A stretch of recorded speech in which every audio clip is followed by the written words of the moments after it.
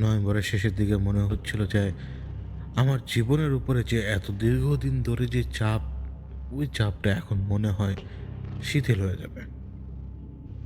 সেই দিন আমি খুব শান্তিতে ছিলাম। অনেক কিছু হারালেও বিপদের যে একটা চাপ মানুষের মাথার উপরে থাকে, সেই চাপটা যখন সরে যায়, ওই সরে যাওয়ার পর মানুষ যেরকম স্বস্তি অনুভব করে, ওরকম স্বস্তি অনুভব করছিলাম। কিন্তু ওই যে ছুঁড়ে আসা টেবিলটা, ভেঙে যাওয়া টেবিলটায় যে অলটার লেখাটা ছিল, তখন পর্যন্ত স্পষ্ট বুঝতে পারিনি কি হতে পারে পরে। দুঃস্বপ্ন দেখতে শুরু করলাম অতিমাত্রায়। দুঃস্বপ্ন এই জন্য বলছি যে এই দুঃস্বপ্ন যেমন দেখার পর থেকে অস্বস্তির ভেতরে থাকতাম, কখন এটা বাস্তব হতে যাচ্ছে। কোনো সময় দেখা যাচ্ছে যে অতি দ্রুত হচ্ছে, বা কখনো মনে হচ্ছে যে আরো দেরিতে হচ্ছে। কিন্তু দুঃস্বপ্ন যখন আপনাকে আগে থেকে ভবিষ্যৎবাণী দিয়ে দেয়, তখন আপনি এমনিতেই ভেতর থেকে শেষ হতে থাকবেন। ডিসেম্বরের প্রথম সপ্তাহ আসতে আসতে আমার অবস্থা এতটা খারাপ হয়ে গেল। একে তো আমির সাহেব নেই যে তার সাথে আমি কথা বলবো। তিনি আসলেও আমি ডেনাই করি, আমি অস্বীকার করি ওনাকে। তিনি এসে চলে যেতেন, জানালার পাশ দিয়ে ঘুরে ফিরে চলে যেতেন। দেখুন তো তার পক্ষে সে সময় আসা সম্ভবই না। ওর উপরে তখন অনেক বড় দায়িত্ব, কেওটিক কন্ডিশন কন্ট্রোল নেওয়ার জন্য। তারপরও গেট তো একদিন ভাঙবেই, আর আমি তখন পেরে উঠতে পারছিলাম না। একদিন যায়, দুদিন যায়, ডিসেম্বরের মাঝামাঝিতে আমার মানসিক অবস্থা এতটা খারাপ হয় যে আমি আসলে কোন কুলে যাবো আর কি করবো সেটা বুঝে উঠতে পারছিলাম না। বিট্রেয়াল, ডেনায়াল, এই সমস্ত জিনিস যখন একসাথে আপনাকে হিট করবে, তার উপরে যখন অন্ধকার দেখবেন চারপাশে, যারা আপনার সাথে ছিল, যারা আপনাকে সবসময় সাহস দিয়েছে, তারা যখন হুট করে আর পাশে নেই, যখন নিজে একা হয়ে যাবেন, তখন আমি আপনাকে যতই জ্ঞান দিই না কেন, আপনি ওই স্টেপই নেবেন যে স্টেপ আমি নেই। সবার ভিতরে অত হিম্মত নেই, আর আমার ভিতরে হিম্মত থাকলেও একা হয়ে পড়লে আর ওই রকম হিম্মত থাকে না অনেক সময়। এমন একটা ব্রোকেন পর্যায়ে ছিলাম যে ডিসেম্বরের 21 তারিখ আমার ইচ্ছা ছিল যে আমি আমার জীবনটাকে ওই দিনই শেষ করে বলবো। আর নিতে পারছি না। কোনো কোনো সময় না দুনিয়া মাথার উপর ভেঙে পড়ে। দুনিয়া মাথার উপরে ভেঙে পড়ে ওই সময়। ওই 8-10টা সাধারণ মানুষ যে স্টেপ নেয়, ওই স্টেপও আমি নেই। আমি তখন যে জায়গায় সিলিং ফ্যান লাগানোর কথা, সেখানে তো একটা রডের আংটা থাকে। তখন আমি ওই রডের আংটার ভেতর দিয়ে দড়ি ঢুকিয়ে দড়ি গিট মারছিলাম মাত্র। গুনাতে পেঁচিয়েছিলাম যে গুনা জাতীয় শক্ত তার থাকে না, স্টিলের, এই শক্ত তার দিয়ে ওই উঁচুতে আমি দড়ি ঢুকিয়ে ওটা আমার নাগালে নিয়ে আসি। তারপরে গিট দিই। গিট দেওয়ার পরে নিজের গলার মাপ মতো তার ফাঁস দিতে পারবো না, কারণ জানি না গলায় ফাঁস দিতে হয় কীভাবে। আগে যেই কবারে ফাঁস দিয়েছি শুধুমাত্র একটা গিট দিয়ে ব্যাস ঝুলে গিয়েছে। সেই সময়গুলো ছিল অন্ধকার, কিন্তু আজকে নিজের চোখের সামনে সব তৈরি করছি, চারপাশে আলো। আমি আমি জাস্ট একটু বাকি ছিল, জাস্ট একটু। আমি দড়িটাকে নিজেই থামাই, দড়ি গলায় দিতে যেয়ে নিজেই থামাই। এবং থামানোর পরে আমার ভেতরে তো শয়তান তখন ঘুমন্ত। ওই যে বললাম না, মাথার উপরে আকাশ ভেঙে পড়েছে, ওই সময় শয়তানের প্রয়োজন পড়ে। অনেক সময় মানুষের হিম্মত ওই শয়তানই দেয়, ভেতরে আগুন জ্বালাইয়ে বা যে কোনো কিছু করে শয়তানি হিম্মতটা দেয় টিকে থাকার জন্য। অনেক সময় যারা বাস্তবতার মুখোমুখি তারাই বুঝবে আমি কি বলতে চাই। আমি দড়িটা থামাই। আমি ঝুলতে রাজি ছিলাম না, কিন্তু মনে যাচ্ছিল। কিন্তু সব কিছু করার পরে না, আমার ভিতরের যে এই শয়তানটা, ওই শয়তানটাই ডান হাত দিয়ে থামালো দড়ি, আর বাম হাত দিয়ে আমি আমার গলা দড়ি পরাতে চাই। সোজা সাপটা এইসব, আমার দুই হাত তুই দুই রকম কাজ করতে শুরু করলো। আমি ঘুমাতে পারছিলাম না। আমি বারবার জেগে উঠছিলাম। মানে অদ্ভুতভাবে বিশ্রী ধরনের স্বপ্ন, যে স্বপ্নগুলো কিছুদিন পর বাস্তব হতে যাচ্ছিল। আর এমন সব ঘটনা, এমন সব ব্যাপার যা আমার মাথার উপরে এত বেশি চাপ ফেলছিল যা আমি আপনাদেরকে বলে বুঝাতে পারব না। কিন্তু অনেক সময় করতে হয়। অনেক সময় নিজের উপরে নিজেকে নিয়ন্ত্রণ নিতে হয়। যারা আমার আশপাশে ছিল তারা তো আর এখন নেই যে আমার উপরে তারা নিয়ন্ত্রণ নিয়ে তারা আমাকে শান্ত করবে। নিজের জীবনের সবচেয়ে কঠিন সময় পার করেছি আমি সেই সময়। এর আগে যতবার আমি প্রায় বাসের সাথে ধাক্কা খেতে বেঁচে গিয়েছি, ট্রেনের সামনে লাফ দিয়েছিলাম, আর গলাতে কয়েকবার ফাঁসি দিয়েছিলাম। ওই কয়বার না মৃত্যুকে ভয় পাইনি। কিন্তু ওই দিন না, যখন ডান হাত ঠেকালো যে না মরা যাবে না, সব আর 12টা বাজাতে হবে সবার, আর বাম হাত বলছিল যে না শেষ কর, খতম কর, আর জ্বলিস না। আল্লাহ জানে ওই দিন কেন থেমে গিয়েছিলাম। কিন্তু এরপরও আরো কয়েকবার আমি আমার লাইফে সুইসাইড করার অ্যাটেম্প্ট নিই। আমি বলেছি, মানে কি যে যায় আমার উপর দিয়ে আমি সেটা বোঝাতে পারবো না। মানে এটা বেয়ার করা টাফ। এটা বেয়ার করা টাফ। ওই মোমেন্টগুলো, ওই সময়গুলো দীর্ঘদিন, এমন না যে 4 মিনিট, 5 মিনিট, 1 ঘন্টা, 2 ঘন্টা, 2 দিন, 3 দিন, না, দীর্ঘদিন, দীর্ঘদিন।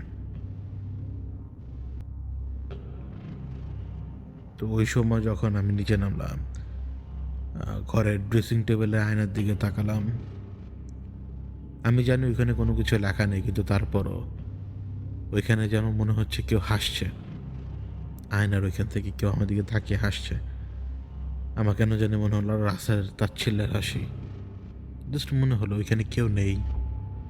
কারণ এটা আমার অসুস্থ মস্তিষ্ক যে এখন শুধুমাত্র মরতে চায়, সে আমাকে ভুলভাল অনেক কিছুই দেখায় মাঝে মাঝে। যেখানে কেউ নেই সেখানে তাকে দেখায়।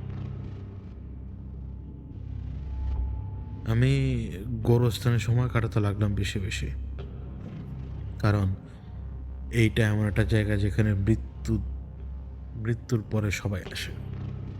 এই জায়গাটায়, এই স্পেসটা হয়তো মানুষের কাছে কোনো কিছুই না, জাস্ট ডেড বডিদের এখানে কবর দিয়ে রাখার একটা স্পেস। কিন্তু আমার কাছে যেটা মনে হয় যে এটা সেই পর্দার আরেকটা পাশ, যেটা এখানে বিচরণ করছে এই মুহূর্তে, কিন্তু আমি দেখি না। কিন্তু মাঝে মাঝে অনুভব করতে পারি, আমাদের ভিতরে কেউ না কেউ মাঝে মাঝে অনুভব করতে পারে। অস্বীকার করার কোনো সুযোগ নেই। আমি ওইখানে সময় কাটাতে লাগলাম। তখন আমার মনে হলো যে ও আমাকে কেন বলেছিল, যে মানে আমি, তুমি আমি, ব্ল্যাক লিকুইডও একই কথা বলে, সেও একই কথা বলে, আবার জায়গা বদলের কথাবার্তা কেন সে বলেছিল, এবং কেন আমি মানে ভেতর থেকে বারবার টের পাচ্ছিলাম যে সে আমাকে ডাকছে কথা বলার জন্য, সে আমাকে কিছু বলার চেষ্টা করছে, বা সে আমাকে কোনো কিছু বোঝানোর চেষ্টা করছে। মানে আমার মাথায় কি চলছে সেটা আমি মাঝে মাঝে বুঝতাম না। ওই যে অসুস্থ রোগী মনে করি নিজেকে, এই জন্য। কিন্তু তারপরও ডিসাইড করলাম যে না, আমি তার সাথে কথা বলবো। এবং যখন আমি ডিসাইড করলাম তার সাথে আমি কথা বলবো, ওই সময় আমার চোখের সামনে একটা অদ্ভুত দৃশ্যের অবতারণা হলো।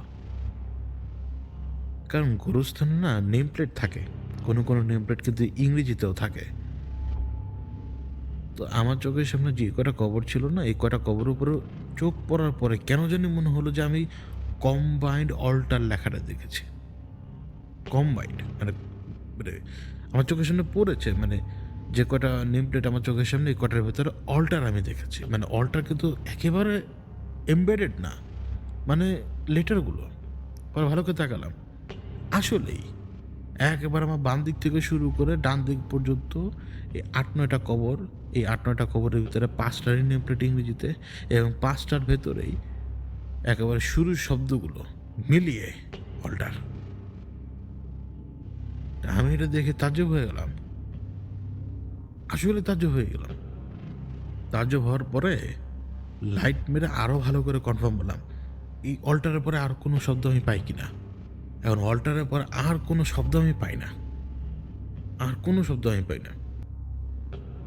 পরবর্তীতে যাতে এই জিনিস আমার চোখে আর কি দ্বিতীয়বার না পড়ে, আমি ইচ্ছে করে ৩ টা লেটার প্রায় খুঁচিয়ে নষ্ট করে দিই তখনই নেম প্লেটের ওই জায়গাটা খুঁচিয়ে নষ্ট করে দেই। এখন তারা অবশ্যই জানবে যে খোঁচানোর কাজ আমি করেছি। আজকে যদি তাদের ভেতর থেকে কেউ শুনে থাকে, গোরস্থানে তাদের পরিবারের সদস্যদের নামের ১ম অক্ষর যদি কেউ খুঁচিয়ে নষ্ট করে, সে ব্যক্তি আমি নিজেই। এবং যখন ইশারা আপনি পাবেন, তখন আপনি অপেক্ষা করবেন কেন? আপনাকে ফেস করতে হবে। কিন্তু এখন ওই পর্যায়ে না আমি। মানে আমি এখন ওই লোক না যে আমাকে বলতে হবে যে দিগন্তের তারা তুমি আমাকে তার কাছে নিয়ে যাও। তারপরে আমির সাহেবকে বলতে হবে না? না, না, না, না। এখন আর আমি ওরকম না। আমি গোরস্থানেই দাঁড়িয়েছিলাম যখন আমি অল্টার লেখাটা নষ্ট করলাম। মানে ৩টা অক্ষর আমি নষ্ট করি ১ম। তো ওই সময় আমি যখন গোরস্থানে দাঁড়ানো, আমি চোখ বন্ধ করে আমি শুধু চাইলাম, আমি কথা বলতে চাই। তো ব্যাস এটুকুই। আমি বাসায় যেতে না যেতেই দিগন্ত তারা সেখানে হাজির। বাসায়।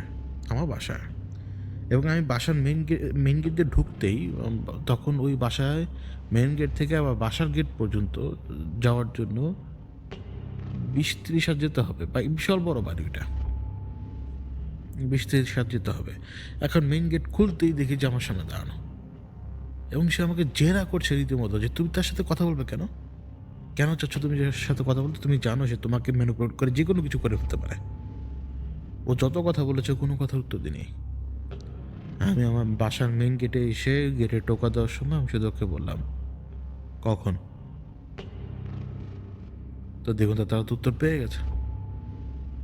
আমার ওয়াইফ গেট খুলতে বলতে দিগন্ত তারা আমাকে বলে, "রাত ২:৩০।"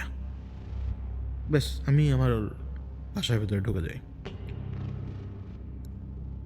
রাত ২:৩০টায় আমি বের হই এবং বের হয়ে আমি সেইখানে যেয়ে পৌঁছাই। যেই জায়গাটা হচ্ছে সবসময় নদীতে নৌকা আসতো যে জায়গাটায়, ঠিক ওই জায়গাতেই। কারণ আমি তার সাথে কথা বলবো। এখন কথা বলবো কোথায়? আমি কি এখানে তাকে এনে কথা বলতে পারবো? পারবো না। আমাকে তার স্পেসে যেতে হবে। তো তার স্পেসে আমি কিভাবে যাব? তার স্পেসে যাওয়ার ওই একটা মাত্র রাস্তা। তো আমি নৌকায় উঠলাম। তখন ২:৩০ বাজে। মানে ২:৩০ এক্সাক্ট ওই জায়গায় যেয়ে পৌঁছাতে ২:৩০ বেজে গেছে। তো নৌকায় উঠলাম, নৌকায় কেউ নেই। এইজন্য নৌকায় উঠতে একটু কষ্ট হচ্ছিল। কিন্তু তারপরে আমি ওই এক্সাক্ট জায়গায় যেয়ে পৌঁছাই। নৌকাটা কোথায় থেমেছে জানেন? ওইখানে থামেনি। নৌকা ওইখানে থামেইনি। যেই জায়গায় সচরাচর দিয়ে থামে নৌকা, না। নৌকা যে জায়গায় যেয়ে থেমেছে সেই জায়গাটা একটা অন্ধকার খাল। এবং সেই অন্ধকার খালে, ওই অন্ধকার খালের পাশে একটা কুঁড়ে ঘর বা ওই রকমের ঘর, যেটা কিছুটা অংশ খালের উপরেও রয়েছে, কারণ খুঁটি দিয়ে সেই ঘরটা খালের উপরের অংশ খুঁটি দিয়ে গাড়া। একেবারে ওইখানে যেতে হয়েছে, ঠিক ওই জায়গায়। কারণ আমি যখন মুভমেন্টটা পেলাম এইভাবে যে মুভমেন্ট বন্ধ হয়ে গেছে এবং ড্যাব ড্যাব করে ৩ বার শব্দ হলো। তো যখন আমি ঘর দেখলাম, আমি তো এটা ইমাজিন করি নাই। কিন্তু হুট করে আমার মনে পড়লো আরাকানের কথা। ওইরকম একটা হাট, সে যে ওইখানে একজনকে ধরে মেরে ফেলেছিল, কেমন যেন একেবারে হুবহু ওই একই রকম। ওই নরবরে কাঠের যে সিঁড়ি, কাঠেরও না তো, লাকড়ির সিঁড়ি। ওই নরবরে লাকড়ির সিঁড়ি দিয়ে কোনো মতে নিজেকে টেনে তুলেছে উপরে। টেনে তোলার পরে মাথা ঢুকিয়ে আমি দেখলাম টেবিল রাখা। মানে টেবিল, এবং ওই টেবিলের উপর একটা প্লেট রাখা। প্লেট দেখতে পাচ্ছি ওই সাদা ভারী স্টিলের, সাদা একদম যে পুরাতন পুরাতন গ্রামের যে সাদা প্লেট হতো ভারী স্টিলের, ওরকম সাদা প্লেট রাখা। আমি ভেতরে ঢুকলাম, কেউ নেই। চেয়ার এমনভাবে রাখা যে মানে আমি যে বসবো এটা ওইভাবে রাখা, এবং অপোজিট পাশে যে কেউ বসে আছে সেটা বোঝা যায়। এবং আলোর উৎস হচ্ছে একটা মোমবাতি, তা হচ্ছে এই কুঁড়ে ঘর টাইপের ঘরটা, যেটা খালের উপরে কিছু অংশ রয়েছে, এটার মাঝ বরাবর চারপাশে আলো ছড়াচ্ছে এটা। আমি টেবিলটার সামনে যাওয়ার পরে দেখলাম যে টেবিলের উপরে একদম স্পষ্টভাবে খোদাই করা ALTER স্ক্র্যাচ করে। প্লেটের উপরে খাবার, আমি জানি না ওটা কী খাবার, অনেক কিছু। আমি বসলাম, যে জায়গাটা আমার চেয়ার সেখানে আমি বসলাম। তো আমি চোখ বন্ধ করে রেখেছি, চোখ বন্ধ আমার, এবং বাতাসের যেটা হুস এরকমটা শব্দ, ওই হুস এরকমটা শব্দ এলো। পাশে এসে যে বসছে সে, সেটা আমি জানি, কারণ আমি আমি তাকে অনুভব করতে পারি ভালোভাবে। আমি আমার বাম চোখটা হালকা করে খোলার পরে আমি দেখতে পাই যে সে সেইখানে, সেই ভেজা লম্বা চুল সামনের দিকে, এবং কপালের ভাঁজগুলো সেই ডিমনিক চেহারা। মুখে হাসি আছে কিনা আমি জানি না। তার প্রথম কথাটা হচ্ছে, তাহলে শেষ পর্যন্ত চলে এলে, অনেক কিছু জানার ইচ্ছা তোমার, ভালো। আসলে সামনে যে কয়টা দিন তোমার রয়েছে সেই কয়টা দিন অনেক বেশি খারাপ যাবে আরো। যত সময় যাবে এই কিছুটা দিন তুমি পাবে, সে ভালো সময় কাটাবে আবার, কিন্তু কয়েক বছর পরে সব কিছু ঘুরে আবার তোমার উপর এসে পড়বে, এবং সেই সব কিছু যখন ঘুরে এসে তোমার উপরে পড়বে, তুমি আবার অ্যাটেম্প্ট নেবে। এবং আমি তোমাকে বলে রাখি, সেই সময় তুমি কিন্তু বেঁচে যাবে। তোমার লাইফ স্প্যান কিন্তু 45 ইয়ার্স, এটা মাথায় রেখো। এর ভেতরে তুমি যে কোনো সময় মরে যেতে পারো, যদি তুমি আসলেই তার কাছে চাও যে তুমি আর এই পৃথিবীতে থাকতে চাও না, তাহলে সে হয়তো তোমার দোয়া কবুল করে তোমাকে নিয়ে যেতে পারে। এই কথা বলতে বলতে সে মুখের ভিতরে খাবার ঢুকিয়ে চিবোতে শুরু করে দিয়েছে খাবার। আমার ভেতরে না একটা চরম ক্ষুধা, এই চরম ক্ষুধাকে আমি কোনো মতে নিয়ন্ত্রণ করতে পারি না। আমাকে কখনো কখনো কিছু না কিছু খেতেই হয়, কখনো খাবার খেতে হয়, কখনো ক্ষমতাকে গিলে খেতে হয়, কখনো রাজত্বকে গিলে খেতে হয়, কখনো সময়কে। কখনো সময়কে গিলে খেয়েছ? আমার তো মনে হয় না। সময়কে গিলে খাওয়া তো মর্টাল বিইংয়ের পক্ষে খুব কঠিন, এবং সেই মর্টাল বিইং যদি হিউম্যান হয় তাহলে তো তা সম্ভবই না। আমি সময়কে গিলে খেয়েছি অনেক, আমি রাজত্ব গিলে খেয়েছি। আমি এমন কোনো কিছু নেই যে গিলে খাইনি, কিন্তু তারপরও আমি সবসময় অভুক্ত, সবসময় আমার ক্ষুধা থাকে। আমি কিন্তু অনেক কিছু বরদাস্ত করতে পারি না। এখন অনেক সময় হয় কি, যে যখন ক্ষুধা লাগে, যদি খাবার খেতে না পারে কেউ, তাহলে তার ভিতরে দুই রকমের প্রতিক্রিয়া দেখা যায়। হয় সে প্রচণ্ডভাবে রাগান্বিত হতে শুরু করে, নয়তো সে শারীরিকভাবে অক্ষম হয়ে দুর্বল হয়ে বসে থাকে। আমি রাগান্বিত হই। রাগ হওয়াটা অত্যন্ত স্বাভাবিক, কারণ যখন এত ক্ষমতা রয়েছে ব্যবহার করার জন্য, হুকুম দিলেই যখন এসে সামনে দাঁড়িয়ে জি হুজুর করতে থাকবে, তখন কেন এক মুহূর্ত দেরি হবে? আফসোস যে আজকে আমি এইখানে। কিছু ভুল, তোমাদের মনে হয় কিছু ভুল, কিছু ভুল হওয়ার সুযোগ নেই। আমি জানি তো কি হবে, আমি জানতাম কি হবে। যদি নাই জানতাম, তোমার জন্য রাস্তা কে তৈরি করতে বলো? তোমার মনে হয় যে তুমি এত সহজেই ডিফিট করতে পারবে ওকে? এত সহজ? সে আজ পর্যন্ত আমাকে ডিফিট করতে পারেনি, আমি আজ পর্যন্ত তাকে ডিফিট করতে পারিনি, আর তুমি একটা মর্টাল বিং এত সহজে পারবে? মনে হয় সম্ভবই না। আমাদের দুশ্মনী অনেক পুরাতন, তার সম্পর্কে তোমার কোনো ধারণা নেই। তুমি যার সাথে চুক্তি করে আমাকে রাস্তা থেকে সরিয়েছো শুধুমাত্র নিজের শান্তির জন্য, এখন সে তোমার জন্য রাস্তা তৈরি করছে যাতে তুমি খুব তাড়াতাড়ি গলায় ফাঁস নিয়ে মরে যাও। সে রাস্তা একদম সুন্দর করে তৈরি করে দিয়েছে। যত বিট্রয়াল তুমি এই মুহূর্তে দেখতে পাচ্ছ, যত ভয়ঙ্কর রকমের দুঃস্বপ্ন তুমি দেখতে পাচ্ছ, এই যে এখন তুমি একা, এটা সে করেছে। হ্যাঁ, তুমি বলতে পারো যে তোমার ঘাড়ের পেছনে আমি পড়েছিলাম। অবশ্যই পড়বো, পড়বো না কেন? তুমি আমার সিলটাকে কিভাবে গায়েব করে দিলে? তুমি আমার সিলটাকে কিভাবে গায়েব করে দিলে? আর আমার মেয়ে? না, তোমার একটা বড় পারপাস আছে। আগামী দিনগুলোতে তুমি যে কোন জায়গা থেকে কোথায় পৌঁছাবে জানবে না। একজন, দুজন, তিনজন করে তোমার অনেক অনুসারী থাকবে। ওদের কান পর্যন্ত তো আমার কথা পৌঁছাতে হবে। দুনিয়া তো জানে না, দুনিয়ার এই দিক থেকে ওই দিকে, ওই কোণা থেকে ওই কোণায় আমার কথা পৌঁছাতে হবে। তা অবশ্যই হবে। যেমনটা আমি চাই তেমনটাই হয়। তোমার মনে হয় যে তুমি করছো না, তাদের মনে হয় যে তারা সেটা ফলো করছে না, বাট আমি যেটা চাই সেটাই হয়।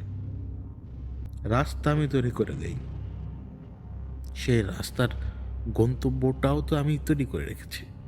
এখান থেকে শুরু হয়ে সেটা কোথায় যাবে সেটা আমি জানি, কিন্তু তুমি যাত্রী, যে তুমি এই রাস্তা উঠছো, তুমি জানো না এটা কোথায় যাবে। তো যেই প্ল্যানটা তৈরি করেছে তার উপর দিয়ে তো চলতে পারবে না কেউ। পারবে? একটা গল্প শোনাই তোমাদের, একটা ছোট্ট বাচ্চার গল্প। যেই বাচ্চা পরবর্তীতে রাজা হয়। ওই ছোট বাচ্চারা এমন একটা পরিবারে জন্ম নেয় যে পরিবারে ওকে না সবাই অবহেলার চোখে দেখত। কারণ সে তার পিতার সন্তান হলেও মায়ের সন্তান না। সেই সন্তানটাকে সবাই অবহেলার চোখে দেখত।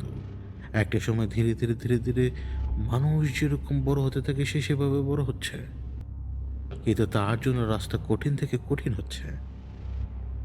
আদর পায়নি, দরদ পায়নি, সুখ পায়নি, কোনো কিছু সে পায়নি। একটা পর্যায়ে এসে যখন জীবনে সে সুখের একটা আলামত দেখতে পেল, সেই আলামতকে গলা টিপে হত্যা করে ফেলা হলো তারই চোখের সামনে। সে যাকে পছন্দ করত তাকে হত্যা করে ফেলা হয়। এক অদ্ভুত ব্যাপার, তাই না? সে ছোট থেকে সে এখন পর্যন্ত এগিয়ে যাচ্ছে, তার জীবন যতটুকু সামনের দিকে যাওয়ার কথা ততটুকু পর্যন্ত শুধু দুঃখ আর দুঃখ তার। এটা তার নিয়তি। এই নিয়তিকে সে একসেপ্ট করে নিয়েছে। তারপরও তার নিয়তি সামনের দিকে তাকে নিয়ে যাচ্ছে। চড়াই উতরাই পার করতে করতে সে একটা সময় একজন অদম্য যুবকে পরিণত হলো। সে কনস্ট্রাকশনের কাজ করত। তার অনেক সাথী রয়েছে, তার অনেক বন্ধু রয়েছে, তারপরও সে একা। সবাই তাকে পছন্দ করে কারণ সে হচ্ছে তাদের নেতা, কিন্তু কেউ তার ডার্ক সাইডের খবর জানে না। কেউ জানে না যে সে কিভাবে ভিকটিম হয়েছিল অ্যাসল্টে, সে কিভাবে ভিকটিম হয়েছিল মানসিক যন্ত্রণার, সে কতদিন না খেয়ে থাকতো, সে কত রকমের। মাঝখানে একটা কিন্তু বাদ, একটা ঘটনা তার সাথে কিন্তু ঘটেনি, তা হচ্ছে সেক্সুয়াল অ্যাবিউজ। এটা বাদে বাকি সব কিছু সে ফেস করে ফেলেছে। এখন সেক্সুয়াল অ্যাবিউজ সেই সময় ছোট বাচ্চাদের সাথে খুব সহজেই হতো, কারণ ছোট বাচ্চা এবং নারীর মধ্যে কোনো তফাৎ থাকে না আনটিল যতক্ষণ পর্যন্ত তারা তাদের নিজেদের পিউবার্টি হিট না করে। আবার যে আসলে চশমখোর সে তো চশমখোরই। Back to the story. সে একটা সময় নেতা হয়ে উঠল। তার ভেতরে ইমান ছিল, সো কল্ড ইমান।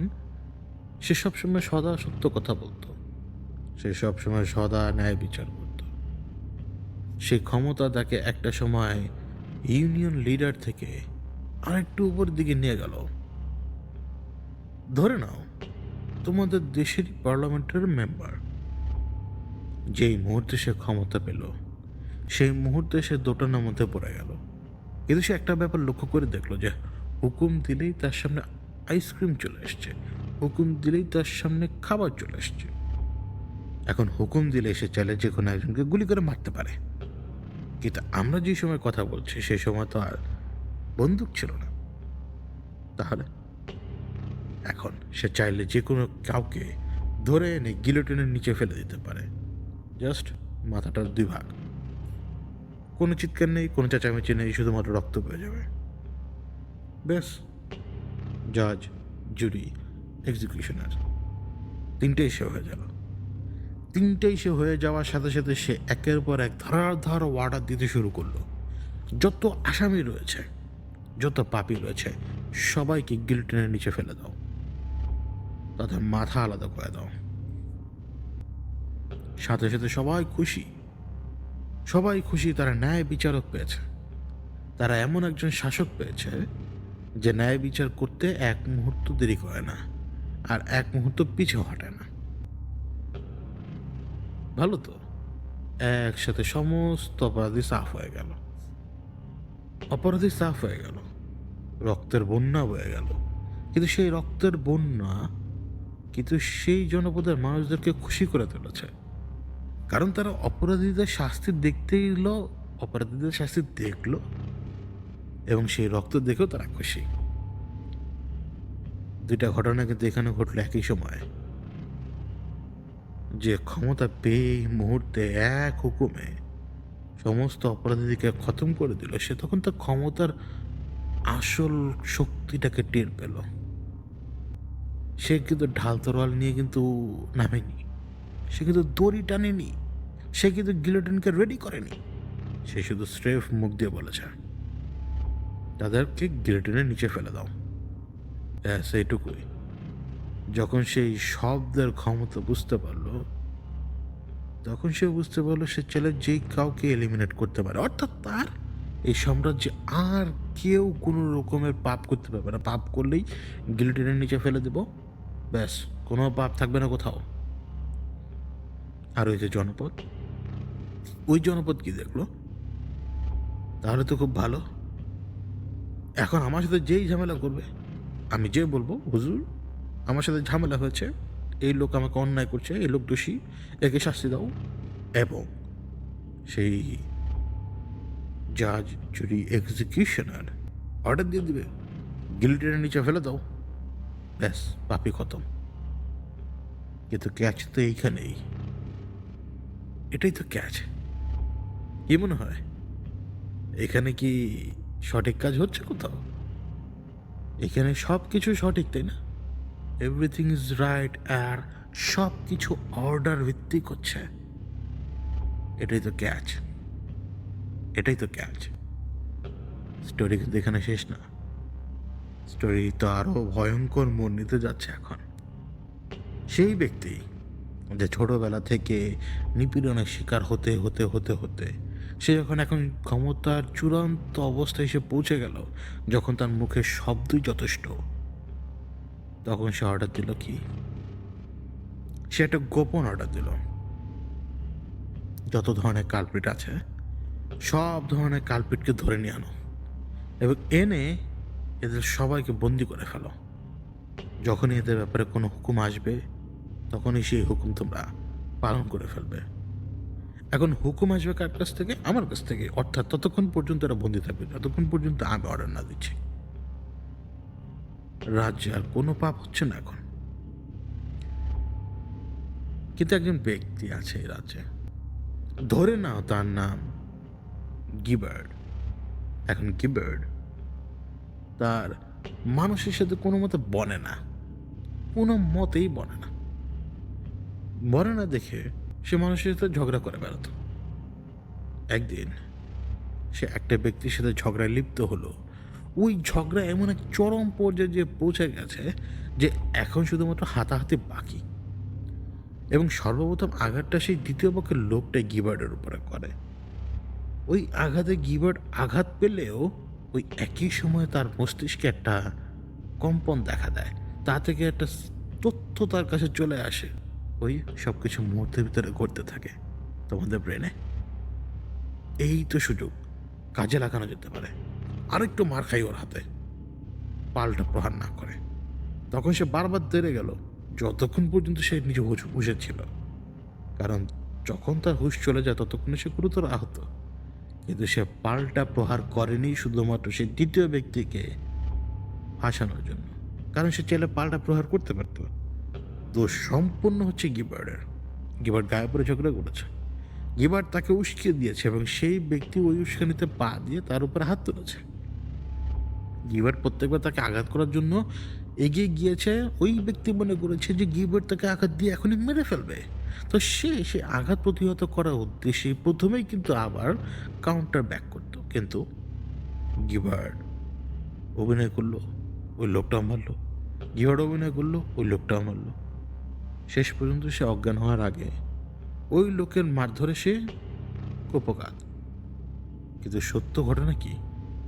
এই যে আমি যেটা বললাম সেটাই। কিন্তু তাদের কাছে সত্য কি? সে দ্বিতীয় পক্ষের ব্যক্তি গিবার্ডের উপরে মারাত্মকভাবে হামলা করেছে, মারাত্মক। এখন মানুষজন যখন এখানে এসে বিচার করবে, কি বিচার করবে? কি বিচার? ওই যে ব্যক্তি সমস্ত অপরাধীকে যে সে এখন আটকে রয়েছে, জাজ, জুরি, এক্সিকিউশনার, তার কাছে গেল বিচার। দ্বিতীয় পক্ষের লোক গিবার্ডের উপরে মারাত্মকভাবে আক্রমণ করে গিবার্ডকে এমন অবস্থায় নিয়ে গেছে যে গিবার্ডের মৃত্যু হয়ে যেতে পারে যে কোনো সময়। আর ওইখানে গিবার্ড গুরুতর আহত অবস্থায়, ব্যথায় কাতর, কিন্তু নিজের ভেতরের সেই শয়তানি কুমন্ত্রণায় লিপ্ত হয়ে থাকা সত্তা এত বেশি খুশি তার, সে তখন অপেক্ষা করছে কখন জাজ জুরি এক্সিকিউশন অর্ডার দেয়। এখন জাজ কি বিচার করবে? এক্স্যাক্টলি সেটাই। মানুষ যা দেখেছে তা, দ্বিতীয় পক্ষ তার উপরে হামলা করেছে। আর দ্বিতীয় পক্ষ বারবার বলছে যে সে উস্কিয়ে দিয়েছে, সে উস্কিয়ে দিয়েছে, এবং গিবার্ড তার উপরে হামলা করতে আসতো দেখে সে কিন্তু সেটা পাল্টা প্রতিহত করত, এবং সে প্রতিহতের আঘাত তো তার উপরে লাগবেই। কিন্তু সবাই তো জানে যে গিবার্ডের গায়ে শুধুমাত্র হাত পড়েছে, দ্বিতীয় পক্ষের গায়ে ফুলের টোকা পর্যন্ত পড়েনি। কিন্তু সঠিক হচ্ছে গিবার্ড এখানে দোষী। জাজ জুরি এক্সিকিউশনের অর্ডার দিয়ে দিল, দ্বিতীয় পক্ষকে গিলোটিনের নিচে ফেলে দাও। ব্যাস, জাজ জুরি এক্সিকিউশনার মনে করলো যে আমি এখনো শতভাগ সঠিক। পুরো সমাজ জানে সে শতভাগ সঠিক। পুরো সমাজ দোষ দিচ্ছে দ্বিতীয় পক্ষকে, কিন্তু বাস্তবে ভিকটিম ছিল দ্বিতীয় পক্ষ, এবং পুরো সমাজ এবং জাজ জুরি এক্সিকিউশনার মিলে দ্বিতীয় পক্ষকে গিলোটিনের নিচে নামিয়ে দিল। ব্যাস, মাথাটা আলাদা। বয়ে যাওয়া রক্ত দেখে পুরো সমাজ তখন তাচ্ছিল্য করছে দ্বিতীয় পক্ষকে। আর খুশি হলো কে? গিবার্ড। তার পতাকাটা সরে গেছে। এরপরে গিবার্ড নিজের দ্বিতীয় শিকারের উদ্দেশ্যে আশপাশে চোখ মেরে দেখছে। কারোর উপরে তো তাকে নজর ফেলতে হবে। আর ওদিকে যে অসহায় মানুষটা যে নিপীড়িত ছিল ছোটবেলা থেকে, সে তো এখন জাজ জুরি এক্সিকিউশনার। তার কবলে রয়েছে সেই সমস্ত অপরাধীরা বন্দি। কিন্তু বন্দি থাকা অবস্থাতেও সে কিন্তু একটা এক্সিকিউশনের অর্ডার দিয়ে দিয়েছে ওই যে দ্বিতীয় পক্ষের। সে তো মনে করছে যে আমি আবারও একটা সুন্দর বিচারের দৃষ্টান্ত স্থাপন করতে পেরেছি। কিন্তু বলতো, সে কি ক্রাইম কমিট করেনি? করেছে? তুমি আর আমি, গিবার্ড আর আমি, গিবার্ড আর তুমি, দ্বিতীয় পক্ষ আর আমি, দ্বিতীয় পক্ষ আর তুমি, সেই জাজ জুরি এক্সিকিউশনার আমি, আর সেই জাজ জুরি এক্সিকিউশনার তুমি। আমরা, আমি, তোমরা, তুমি, আমরা, আমরা সবাই এক। ওদিকে সেই জাজ জুরি এক্সিকিউশনারের জেলে তো অনেক অপরাধী বন্দী। তাদেরকে তখন কাউন্সিল করা হচ্ছে তাদেরকে বোঝানো হচ্ছে যে তোমাদেরকে এখানে বেশি দিন রাখা তো সম্ভব নয়, কারণ রসদের একটা ব্যাপার রয়েছে। আবার তোমাদেরকে যদি ওপেন স্পেসে ছেড়ে দেওয়া হয়, তোমরা আবার ক্রাইম কমিট করবে। তারপরে তোমাদেরকে ধরে এনে এক্সিকিউশনের অর্ডার পাস করে তোমাদেরকে গিলোটিনের নিচে ফেলে দিতে হবে। তোমরা কি চাও সেটা? দেখো, আমরা তোমাদেরকে বেশি দিন আটকে রাখতে পারবো না, কিন্তু আবার ওপেন স্পেসে গিয়ে যদি তোমরা ওই একই কাজ করো, তখন এই একটা চয়েস তাদেরকে দেওয়া হলো, যাতে অপরাধীরা বাইরে বেরিয়ে অপরাধ যাতে না করে। ওই জাজ, জুরি, এক্সিকিউশন আসে, এটাই যাচ্ছিল যাতে অপরাধ যাতে তার সেই সমাজে না থাকে। কিন্তু একটা সমাজ অপরাধবিহীন অবস্থায় থাকতে পারে না, এটা সম্ভবই না। সে অপরাধীদেরকে ছেড়ে দেওয়ার চিন্তা ভাবনা করছে তখন, কারণ ওই যে রসদ, রসদের ইফেক্ট যদি পড়ে যায় তাহলে তো সমস্যা দেখা দিবে। রসদের ব্যাপার তো, এই ব্যাপারে বেশি খামখেয়ালি করার কোনো উপায়ই নেই। অপরাধীদেরকে ছেড়ে দেওয়া হলো, তাদেরকে বলে দেওয়া হলো তারা যাতে অপরাধ না করে, কিন্তু অপরাধীরা তারা তো সেখানে বসে রসদ নষ্ট করলো, সব কিছুই নষ্ট করলো, তাদেরকে মিথ্যা আশ্বাসও দিল, কিন্তু তারা কি আর অপরাধ থেকে দূরে থাকতে পারবে? পারবে না। এদিকে অপরাধীদের পিছনে রসদের যে পরিমাণ খরচ হয়ে গেছে, তার চাপ কিন্তু পড়তে শুরু করেছে, কারণ ইম্পোর্ট এক্সপোর্ট কিন্তু দুনিয়ার সব সময় ছিল। ইম্পোর্ট এক্সপোর্ট যদি দুনিয়াতে না থাকতো, তাহলে বহু দূরের শস্য আজকে তোমার দেশে আসতো না, তোমার দেশের শস্য বহু দূরে যেত না। সেই সময় ইম্পোর্ট এক্সপোর্ট থাকতো, হতো, ব্যাপারী সদাগরি সব কিছুই হতো, যেমন আগে হচ্ছে এখনো হচ্ছে। রসদের টান পড়ে গেছে। সে জাজ, জুরি, এক্সিকিউশনার তখন প্রচণ্ড চাপে, কারণ সে নিপীড়িত হয়েছে সে ছোটবেলা থেকে, সে জানে ক্ষুধার কষ্ট কি। আর রসদ যদি 2 দিন বন্ধ থাকে তাহলে ক্ষুধার কষ্ট কাউকে না কাউকে পেতে হবে। তো সেই ভয়ে সে রাতে ঘুমাতে পারছে না। ওইদিকে এক অলক্ষণীয় ঘটনা ঘটে। ওই জাজ, জুরি, এক্সিকিউশনারের স্ত্রী অ্যাফেয়ারে জড়িয়ে পড়ে। অ্যাফেয়ারে সে যখন জড়িয়ে পড়ে, সেই অ্যাফেয়ারে জড়িয়ে পড়ার খবর সেই জাজ, জুরি, এক্সিকিউশনারকে জানানো হয়। সে সারাটা জীবন নিপীড়িত হয়েছে। সে নিপীড়িত হয়েছে সারাটা জীবন, সে আদর, সোহাগ, ভালোবাসা খুঁজেছে, আর কিচ্ছু না। এবং সে তার স্ত্রীকে প্রচণ্ড ভালোবাসত, তার কাছ থেকে তো সে আদর, সোহাগ, ভালোবাসা পেয়েছে, অন্য কারো কাছ থেকে সে পায়নি। এবং যখন সেখান থেকে সে বিট্রয়ালের শিকার হলো, সে জাজ, জুরি, এক্সিকিউশনার, সে তো সৎ, অনেস্ট ম্যান, সে কিভাবে বদলা নিবে? সে পুরো দুনিয়ার সামনে যে বলবে যে আমার স্ত্রী চরিত্রহীন, তাকে গিল্টের নিচে ফেলে দেওয়া হবে এবং তার এক্সিকিউশন অর্ডার পাস করে দেওয়া হবে, সে কি পারবে? পারবে না। তখন মানুষ তাকে ছিছি করবে, কারণ সমাজে উঁচু স্তরের ব্যক্তির কোনো ভুল যদি নিচু স্তরের ব্যক্তি দেখতে পায়, তখন নিচু স্তরের ব্যক্তি তা নিয়ে হাঙ্গামা করে। ওই হাঙ্গামা ওই উঁচু স্তরের ব্যক্তির জন্য অপমানজনক, কারণ উঁচু স্তরের ব্যক্তিরা কখনোই কালকেউটের মতো গিল গিল গিল গিল গিল গিল করতে থাকে না। এই নিচু স্তরের মানুষ কালকেউটের মতো গিল গিল গিল গিল গিল করতে থাকে। এইটা নিচু স্তরের মানুষের কাজ। সমাজে সবসময় উঁচু এবং নিচু ছিল, থাকবে, এটা থাকতে হবেই। তার উপরে সে কি এখন ছেড়ে দিতে পারে? সে যে বিট্রয়ালের শিকার হলো, তার যে বিশ্বাস ভঙ্গ হলো, সে কি পারবে? সে পারবে না। প্রত্যেকটা সৎ মানুষের ভেতরে করাপশন বসবাস করে। করাপশনবিহীন কোনো সমাজ যেমন হয় না, করাপশনবিহীন কোনো মর্টাল বিইংও হতে পারে না। সবাই করাপ্টেড। যারা শুনে তারাও করাপ্টেড, যারা করে তারাও করাপ্টেড, যারা দেখে তারাও করাপ্টেড। Corruption is everywhere. সব জায়গায় এটা থাকতে হবে, এটা কম্পালসারি। প্রাণ যেখানে আছে সেখানে করাপশন রয়েছে। এবং সবচেয়ে বেশি করাপ্টেড কে হতে পারে জানো? Honest man. সে নিগৃহীত ছিল, সে কষ্ট পেয়ে বড় হয়েছে, তার ভেতর অনেস্টি ছিল, এবং এই অনেস্টি যে সে বজায় রেখেছে, সে কিভাবে বজায় রেখেছে জানো? কন্টিনিউয়াসলি কন্টিনিউয়াসলি করাপশনের বিরুদ্ধে সে ব্যাটেল করে গেছে নিজের সাথেই। নিজের ভেতরে থাকা করাপ্টেড সত্তাকে সে বাইরে বের হতে দেয়নি। ওই করাপ্টেড সত্তা তার কানে কথা বলে, তাকে বলে যে এটা করো, ওইটা করো, ওইটা করো, এটা করো, কিন্তু সে অনেস্ট ম্যান, সে কাজগুলো করতো না। সে কাজগুলো সে করতো না, এবং সে যখন পুরো দরবারের মানুষের সামনে বসে থাকবে, তখনও তার কানে করাপশন কথা বলতে থাকবে, কিন্তু সে সেই কথায় আমল দেবে না। আজ এমন এক অবস্থা, এমন এক অবস্থা তার জন্য যে সে রাগে ক্ষোভে ফেটে যাচ্ছে, কিন্তু সে করবেটা কি? সে করবেটা কি? তার হাতে করণীয় কি? এমন কোন কাজ করলে সে নিজের জ্বালা যন্ত্রণাকে থামাতে পারবে? ঠিক সেই সময় তার ভেতরে তার সেই করাপ্টেড সত্তা জেগে উঠল।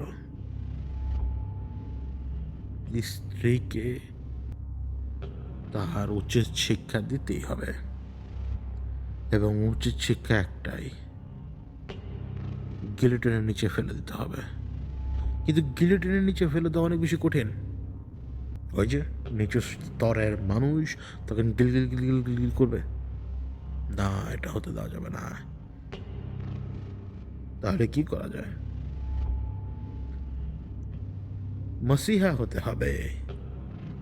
প্রত্যেক করাপ্টেড মানুষ নিজেদেরকে মাসিহা রূপে সবার সামনে নিয়ে আসে, এবং নিজেদেরকে যখন মাসিহা রূপে সবার সামনে নিয়ে আসে, তখন মানুষ এদেরকে মাসিহাই মনে করে, এদেরকে নবী মনে করে, কিন্তু এরা হচ্ছে সবচেয়ে বড় করাপ্টেড পার্সন।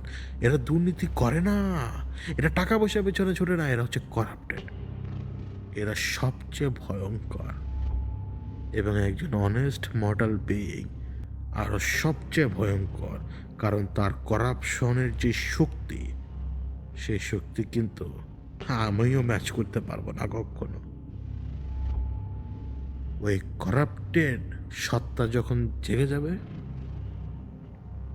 কি প্ল্যান তার শুনবে? শোনো, অপরাধীদেরকে সে পেলে পুষে বড় করেছে, রসদও কমে গেছে। এদিকে অপরাধের প্রবণতা বাড়তে শুরু করেছে, কারণ রসদ কমে যাওয়ার কারণে অমুকের ঘরে চুরি হয়, অমুকের ঘরে ডাকাতি হয়, বিভিন্ন ঘটনা ঘটতে শুরু করেছে। কিন্তু এগুলো লঘু দণ্ড, কিন্তু এই লঘু দণ্ডের জন্য তার গিলোটিনের নিচে ফেলে দেওয়া যাবে না কাউকে। আবার স্ত্রীর পরকীয়ার শাস্তি তো তাকে দিতে হবে, তাকে এক্সিকিউট তো করতে হবে, করতে হবে না? করতে হবে তো। সেই করাপ্টেড সত্তা কোন বুদ্ধি দিল সেই জাজ জুরি এক্সিকিউশনের কানে জানো? সেই করাপ্টেড সত্তা তা সেই জাজ জুরি এক্সিকিউশনের কানে এটুকু বুঝিয়ে দিল, তুমি তোমার এই বৎসুরাত স্ত্রীকে ট্র্যাপে ফেলে শেষ করে ফেলো। সেই ট্র্যাপ কি? সেই ট্র্যাপ সে নিজে সাজিয়েবে। কিভাবে? তার স্ত্রীকে সে বাইরে পাঠাবে ক্যারাভ্যানে করে। সেই ক্যারাভ্যানের সাথে রসদ থাকবে, জিনিসপত্র থাকবে।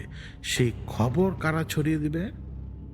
তারই বিশ্বস্ত যত চাকর রয়েছে তারাই বাইরে সে খবর ছড়িয়ে দিবে যে জাজ জুরি এক্সিকিউশনের যিনি, তার স্ত্রী ক্যারাভ্যানে করে রাতে দূর অঞ্চলে ভ্রমণের জন্য বের হবে, এবং সেই জাজ জুরি এক্সিকিউশনার জানে তার স্ত্রী রাত পার করতে পারবে না, কারণ যেই পরিমাণ রসদ তার সাথে পাঠিয়েছে সে, ওই পরিমাণ রসদ কেড়ে নেওয়ার জন্য অবশ্যই ডাকাতি তা হবেই। আবার যাতে তার স্ত্রীকে তারা হত্যেই যাতে করে সেই ব্যবস্থাও সে করে দিয়েছে, কারণ সে ক্যারাভ্যানের সাথে সে কিন্তু গার্ড দিয়ে দিয়েছে। তো গার্ডেরা তখন প্রতিহত করার চেষ্টা করবে, সংঘর্ষ হবে, এবং সংঘর্ষে খুন হওয়া স্বাভাবিক। ঠিক সেই প্ল্যান মোতাবেক সে তার স্ত্রীকে পাঠিয়ে দিল ক্যারাভ্যানে করে, এবং সারা রাত সে ঘুমায়নি। সারা রাত সে ঘুমায়নি, কারণ সে কল্পনায় তার সেই বেইমান স্ত্রীর মৃত্যুকে কামনা করছিল, সে প্রচণ্ড অসুস্থতা ভুগছে তখন, অস্থির। কারণ খবর তো জানা দরকার। পাইক পেয়াদারদের ভিতর থেকে একজন এসে তাকে খবর দিল যে তাদের, মানে তার স্ত্রীর ক্যারাভ্যান আক্রান্ত হয়েছে ডাকাতদের দ্বারা। সে সাথে সাথে লোক পাঠিয়ে দিল। পাঠাতে হবে তো, পাঠাতে হবে না? সে পাঠিয়ে দেয়, এবং সে পাঠিয়ে দিয়ে নিজেও ক্ষান্ত হয়নি। কারণ তার ভেতরে একটা সত্তা কাজ করছিল, যদি তার স্ত্রী বেঁচে থাকে তাহলে তো এবারে কিছু হবে না। এই সত্য তার ভেতরে কাজ করছিল, কিন্তু তার সেই অনেস্ট মানুষের ভেতরে বসে থাকা সেই করাপ্টেড সত্তা যে প্ল্যান সাজিয়ে দিয়েছিল, সেই প্ল্যান মোতাবেক তার সেই বেইমান স্ত্রীও কিন্তু হত্যার শিকার হয়। সে প্ল্যান করলো কত সুন্দর, ক্যারাভ্যানে পাঠালো। সবাই জানে যে এত ভালো মানুষের স্ত্রী ক্যারাভ্যানে করে বাইরে যাচ্ছে ঘুরতে, সেখানে হামলা হয়ে গেল। এত বদমাশ লোক থাকতে পারে? পুরো সমাজ তখন কাদেরকে গালি দেবে? সে বদমাশকে। কিন্তু পুরো সমাজ কি জানে আসল ঘটনা কি? জানে না। ওই আসল ঘটনা জানে সেই করাপ্টেড মানুষ এবং তার আশপাশে সেই করাপ্টেড পিপলস। শুধুমাত্র তারা জানে, তারাই জানে শুধুমাত্র। ওই করাপ্টেড পিপলদের ভেতরে মাত্র 3 জন ছিল যারা জানতো আসল প্ল্যান। সেই 3জন হচ্ছে সেই জাজ, জুরি, এক্সিকিউশনারের খাস কর্মকর্তা। এবং খাস কর্মকর্তা তোমার প্রয়োজন, কারণ যদি খাস কর্মকর্তা যদি না থাকে তাহলে পাপের দায় ভার নিবে কে? কারণ খাস কর্মকর্তারা সবচেয়ে বেশি ক্ষমতাবান হয় এবং তারা কেয়ার করে না কোনো কিছুর। তারা কখনোই তাদের প্রভুর উপরে আঁচ আসতে দেয় না, বরং সেই আঁচ তারা নিজেদের উপরে নেয়। ঠিক এমনটাই তো হলো। পুরো সমাজ জানলো এত ভালো মানুষের স্ত্রীকে হত্যা করলো ডাকাতের দল। আর ডাকাতের দলের কথা হচ্ছে যে আমরা শুধুমাত্র ডাকাতি করতে গিয়েছি, ব্যাস এটুকুই। এবং সেখানে সংঘর্ষ হয়ে গেছে, কিছু করার নেই। এবং সংঘর্ষে অনেক সময় অন্ধকার অনেক ঘটনাই ঘটে, এবং প্রচণ্ড অন্ধকার ছিল। এই জন্যই আমরা আসলে জানতে পারিনি যে কার লোক সেই ক্যারাভ্যানে রয়েছে। কিন্তু কথা হচ্ছে ওই গার্ডরা সহ তার স্ত্রীও মারা গিয়েছে। তার পথের কাঁটা দূর হয়ে গেছে। তার বেইমান স্ত্রীর লাশ তার চোখের সামনে। এবার তাকে আরো বড় নেতা হতে হবে, কারণ পুরো সমাজ এখন তার বেদনায় বেদনা আক্রান্ত। পুরো সমাজ এখন কান্না করছে তার নেতার স্ত্রী মারা গিয়েছে। তাদের নেতা অত্যন্ত মজলুম, কারণ সে ছোটবেলা থেকেই নিপীড়নের শিকার। সে এখনও নিপীড়িত, সে সবার জন্য কষ্ট করে যাচ্ছে, কিন্তু তারপরও সমাজ তার স্ত্রীকে কেড়ে নিল, সমাজ তার সুখ কেড়ে নিল, সব কিছু কেড়ে নিল। পুরো সমাজ এখন তাকে মাথায় তুলে নিয়ে তাকে এখন ভগবান মানতে শুরু করেছে। এত মহান লোক, এত কষ্ট, তার প্রতি সবার এত ভালোবাসা উঠে পড়তে লাগলো যা সে কখনো কল্পনা করেনি। সবাই এখন চোখ বন্ধ করে শুধু এটাই বলছে, আমাদের নেতা, আমাদের নেতা, আমাদের নেতা, আমাদের নেতা। ব্যাস এটাই তো সে চেয়েছিল, সবাই তাকে ওই পরিমাণ সম্মান করুক।